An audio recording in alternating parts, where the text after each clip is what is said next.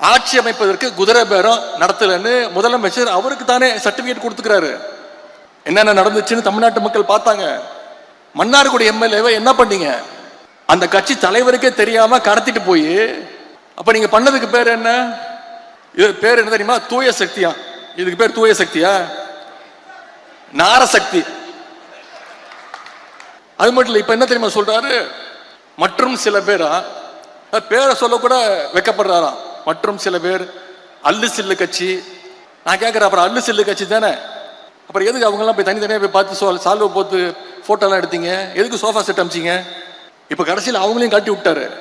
ஒரு படத்துல கவுண்டமணியும் செந்திலும் இளநீ வியாபாரம் பண்ணிட்டு இருப்பாங்க, ஞாபகம் இருக்கா? Goundamani owner, Senthil assistant. எதிர்க்க வடிவேல் ஒரு கடை போடுவாரு. செந்திலுக்கும் வடிவேலுக்கும் ஒரு அண்டர்ஸ்டாண்டிங் ஆயிடும். என்ன பண்ணுவாரு, ஒரு இளநியா கயிறு கட்டி கவுண்டமணிக்கு தெரியாம பின்னாடி வழியா பின்னாடி அப்படியே அமுச்சுக்கிட்டே இருப்பாரு. இதை வச்சு வடிவேல பெரிய கடை போட்டுருவாரு. இன்னைக்கு அதைத்தான் இன்னைக்கு தமிழ்நாட்டில் இந்த ஆளுகின்ற கட்சி செஞ்சிட்டு இருக்கு. ஆளுங்கட்சி எம்எல்ஏக்களை ஒவ்வொன்றா உருவிட்டு இருக்கிறாங்க. நாம பெருமையா சொன்னோம், Dravidian model, development model, $1 trillion எக்கானமின்னு பெருமையா சொல்லிட்டு இருந்த தமிழ்நாட்டை இன்னைக்கு சோஃபா மாடல் ஆக்கின பெருமை தான் இன்னைக்கு இந்த ஆட்சிக்கு உண்டு.